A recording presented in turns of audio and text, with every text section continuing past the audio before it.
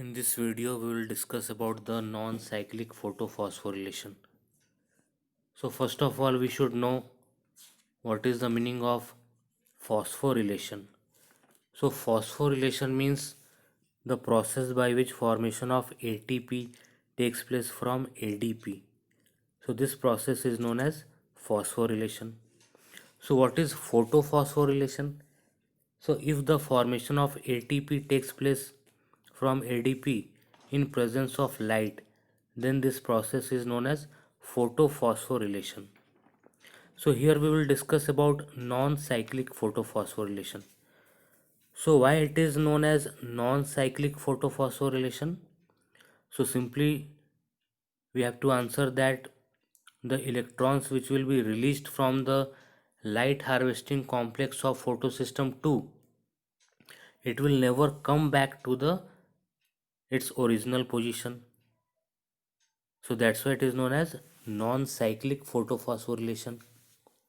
So let's discuss this non-cyclic photophosphorylation. So light will fall upon the light harvesting complex of the photosystem 2, which causes the emission of electrons from the light harvesting complex.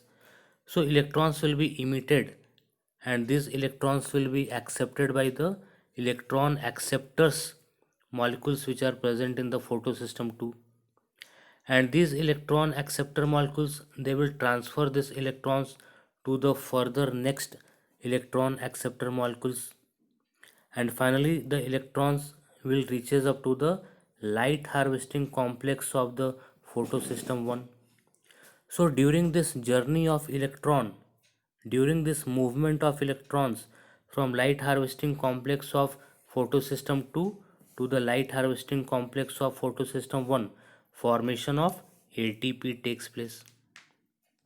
Now, the light harvesting complex of photosystem 1, it is also getting sunlight from the sun.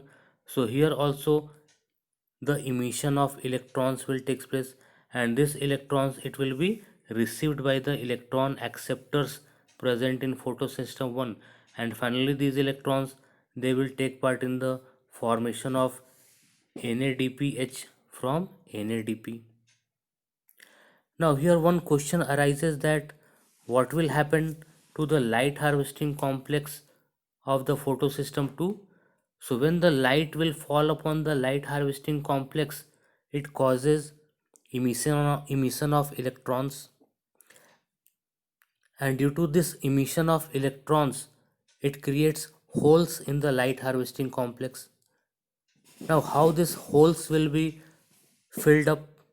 So it will be filled up by the process called photolysis of water. So here photolysis of water will take place in non-cyclic photophosphorylation. So here you can see that water molecules, breakdown of water molecules will take place, and these water molecules will be broken down into 2 electrons plus 2 H plus ions plus oxygen will be produced. So this oxygen will released from the stomata as a immediate byproduct, and these electrons, they will be filled up the space, the empty space in the light harvesting complex, and this hydrogen ions, they will be utilized in the formation of NADPH. So what is the final outcome of the non-cyclic photophosphorylation? So formation of ATP will take place and the formation of NADPH takes place. So this is the final outcome of the non-cyclic photophosphorylation. Now next we will discuss about the cyclic photophosphorylation. So why it is known as cyclic photophosphorylation? So because the electrons which will be emitted from the light harvesting complex, so these electrons, they will come back to the light harvesting complex of photosystem 1. So that's why it is known as cyclic photophosphorylation. So this is a very simple process. So light will fall upon the light harvesting complex of photosystem 1, which will cause the emission of electrons, and these electrons will be accepted by the electrons acceptor, and these electrons, they will transfer back to the by the next electron acceptor, and finally they will transfer back to the light harvesting complex. And during this journey of the electron transport, formation of ATP takes place. So this is how the cyclic photophosphorylation takes place. So generally in exams question will come regarding the difference between the cyclic and non-cyclic photophosphorylation. So what is the first difference? So in non-cyclic photophosphorylation, we can clearly see that two photosystems are taking part, photosystem 2 as well as photosystem 1.